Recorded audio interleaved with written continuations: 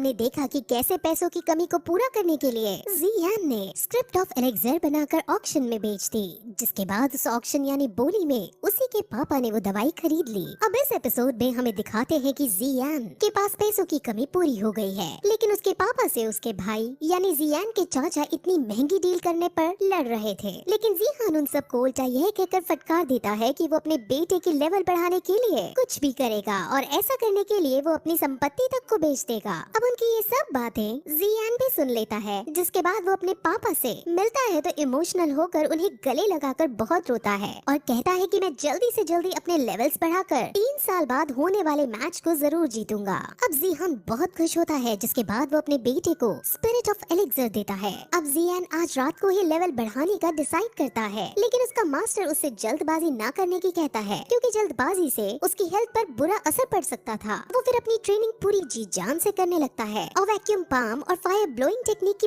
बहुत प्रैक्टिस करता है और इससे उसके मास्टर भी उसकी प्रोग्रेस को देखकर काफी इम्प्रेस होते हैं, क्योंकि वो उनकी आशा से भी ज्यादा आगे निकल रहा था, यानी बहुत ज्यादा अच्छा परफॉर्म कर रहा था। अब जियान का मन लेवल 7 पर पहुंचने का था, लेकिन मास्टर कहते हैं कि वहां तक पहुंचने में तुम्हें 1 साल का समय लगेगा। लेकिन जियान को 2 महीने के अंदर लेवल 7 तक पहुंचना था, क्योंकि 2 महीने बाद उसके शहर में कमिंग ऑफ एज सेरेमनी है, जिसके अंदर उसे अपनी कैपेबिलिटीज दिखानी है।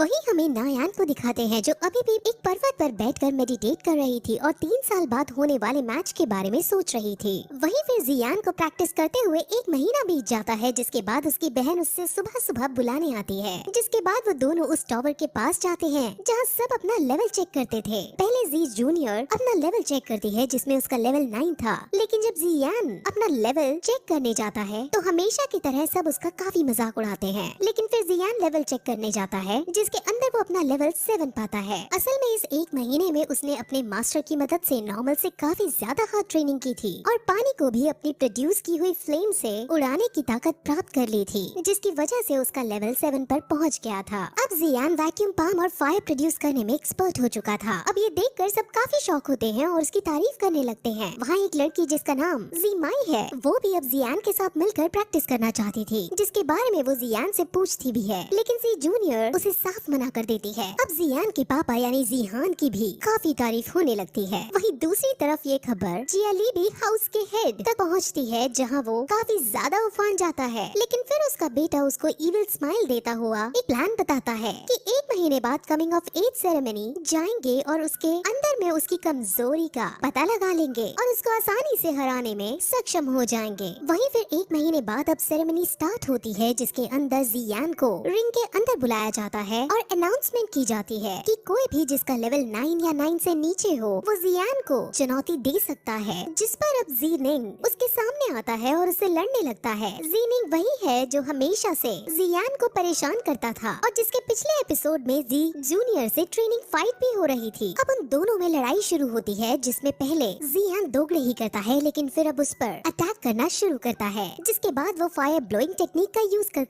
उस पर एक ही अटैक करता है और उसी से जीनिंग हार जाता है। अब जीनिंग को बहुत गुस्सा आता है, क्योंकि लेवल 8 होने के बावजूद वो लेवल 7 वाले से हार गया था। लेकिन अब इस मैच में जियान ने क्योंकि अपनी फुल स्ट्रेंथ का प्रदर्शन दिया था और स्पिरिट ऑफ एलेक्जेर भी अब अपना असर दिखाना शुरू कर गई थी, इसलिए अब उसका लेवल वही 7 से 8 पर पहुंच जाता है, यानी वो अब लेवल 8 का योद्धा बन जाता है। जिसके बाद जीनिंग गुस्से में आप पीछे से उस पर वार करने आता है, लेकिन जियान इस बार फायर ब्लोइंग और वैक्यूम पंप दोनों का एक साथ यूज करते हुए उसे बहुत दूर फेंक देता है, जिससे वो बहुत घायल हो जाता है। वहीं जिया लीबी भी मौजूद था, जहां वो अब अपने इविल प्लान को अंजाम देता है और उसे चुपके से एक हाईली कल्टिवेटेड मेडिसिन दे देता है, जिससे वो इंस्टेंट बहुत ज्यादा शक्तिशाली बन जाता है, यानी उसकी स्ट्रेंथ काफी ज्यादा बढ़ जाती है। सभी लोग उसको देख समझ जाते हैं कि इसने ऐसी दवाई खाई है जो उनके शहर में बैन है। वो उसको रोकने की भी कोशिश करते हैं, लेकिन जीनिंग के ऊपर गुस्सा सवार था, जिसके बाद वो सीधे जियान को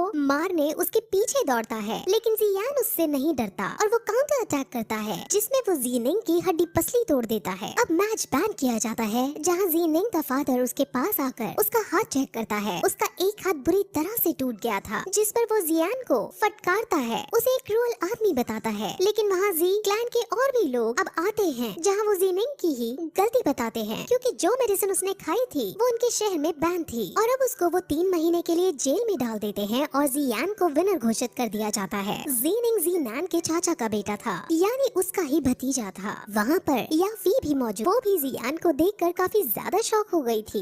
वहीं सब अब अपने अपने क्लैन में लौट जाते हैं, जहाँ जियाली भी काफी ज्यादा आग बबूला हो रखा था, क्योंकि एक साल में लेवल 8 तक पहुँचने वाला इंसान उसने पहले कभी नहीं देखा था। असल में जियान की ताकत डे बाय डे बढ़ती जा रही थी, जिस वजह से जी क्लैन मजबूत हो रहा था और अगर ऐसा ही चलता रहा तो अगर उसकी शादी 3 साल बाद ना भी हो पाई तब भी जियान इतना शक्तिशाली होगा कि वो अकेले ही सभी क्लैंस पर डोमिनेट कर पाएगा। इसलिए उन सभी को जियान से डर लगने लगा था। लेकिन अब भी उसका बेटा फिर से उन्हें चिंता न करने की कहता है और उन्हें एक आदमी से मिलवाता है। उस आदमी का नाम लियू जी है और वो हालांकि बहुत अय्याश किस्म का आदमी है, लेकिन जियाली बी की अगर कोई मदद कर सकता था तो वो ही आदमी था। जियाली भी उससे जी क्लैन को डिस्ट्रॉय करने में मदद मांगता है, जिस पर वो मान जाता है, लेकिन अपनी एक शर्त रखता है कि अगर वो उससे ऑक्शन हाउस के इंचार्ज या फाई को लाकर उसे देगा, यानी लियूजी को या फाई के साथ अय्याशी करने का मौका मिलेगा, तभी वो जियाली बी की मदद कर देगा। अब जियाली बी के पास और कोई चारा नहीं था, इसलिए वो मान जाता है। वहीं हमें फिर जियान को दिखाते हैं जो बाजार में घूमते हुए अपनी बहन के साथ कई तरह की और टेक्निक पर डिस्कस कर रहा था, लेकिन वहाँ वो अपने आसपास के नोटिस करते हैं कि आज की मार्केट अलग है। वहाँ जब वो इसका पता लगाने की कोशिश करते हैं तो उन्हें पता चलता है कि जियाली बी हाउस ने मार्केट को खरीद कर उनका दाम सस्ता कर दिया है, जिसकी वजह से जी क्लैन की मार्केट पूरी तरह से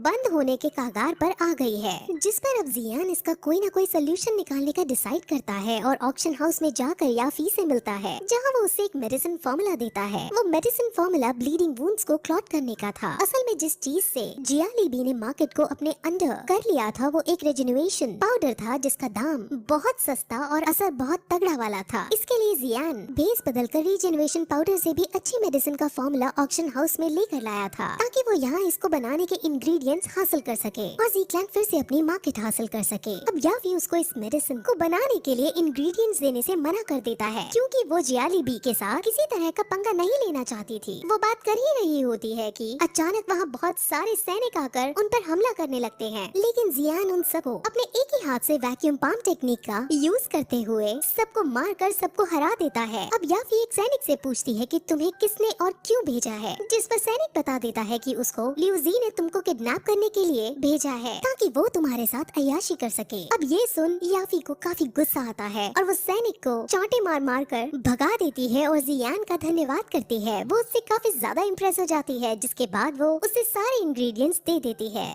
जिस पर अब जियान इन सभी को जी क्लैन को देने को कहता है। याफी पूछती भी है कि तुम्हारे जी क्लैन के साथ क्या संबंध है और तुम कौन हो, जिस पर अब जियान अपना मास्क हटाकर उसे अपना फेस दिखा देता है और उसको देखकर याफी बहुत ज्यादा खुश होती है, क्योंकि वो पहले से ही उसकी फाइटिंग स्किल्स से इम्प्रेस रहती थी। वहीं जियाली भी लीजी की इस हरकत पर बहुत गुस्सा होता है, क्योंकि उसे डर था कि अब उसका ऑक्शन हाउस में एंट्री बंद ना हो जाए, लेकिन उसका बेटा बताता है कि उसने हमारी एंट्री बंद नहीं की, लेकिन हमारे खरीदे जाने वाली चीजों के दाम 5 गुना ज्यादा बढ़ा दिए हैं। वहीं अब जी क्लैन के सभी बड़े लोग ऑक्शन हाउस में कुछ ऐसा सामान ढूंढने का प्लान बना रहे थे जिससे वो रीजेनरेशन पाउडर को टक्कर दे सके, कि तभी वहाँ याफी उन सभी इंग्रेडिएंट्स को लेकर उनके महल के अंदर आती है, जहाँ वो उन्हें इन सभी इंग्रेडिएंट्स को देने की बात कहती है। जी क्लैन के पास में पैसे नहीं थे कि वो ये सब खरीद सके, लेकिन याफी उन्हें बताती है कि ये अब इन ओल्ड मास्टर का गिफ्ट है जो तुम्हें वो देना चाहते हैं। अब फिर उनके सामने ओल्ड मास्टर आते हैं, यानी जी यान भेस बदलकर वहाँ आता है और वैक्यूम पंप की मदद से वो उन इंग्रेडिएंट्स का यूज करके वही उन सभी के सामने मेडिसिन बनाने लगता है, जिसके बाद मेडिसिन तैयार हो जाती है और वो कहता है कि इस मेडिसिन से ब्लीडिंग वुंड बहुत जल्दी क्लॉट होने लगेंगे और रिजेनरेटिंग पाउडर इसके सामने कहीं खड़ा भी नहीं हो पाएगा। अब जी क्लैन इतने बड़े गिफ्ट को हासिल ऐसे ही नहीं कर सकते थे और वो मना भी करते हैं, लेकिन ओल्ड मास्टर कहता है कि ये सब मैं तुम्हारे बेटे जी यान की फाइटिंग स्किल्स को देखकर यानी उससे इम्प्रेस होकर दे रहा हूँ। और ये सब कहकर याफी और ओल्ड मास्टर दोनों वहाँ से चले जाते हैं। याफी रास्ते में उसे समझाती भी है कि जियाली बी से तुम्हें थोड़ा बचकर रहना पड़ेगा, लेकिन जियाली बी से कोई डर नहीं था। और इसी के साथ ये एपिसोड भी यहीं खत्म हो जाता है।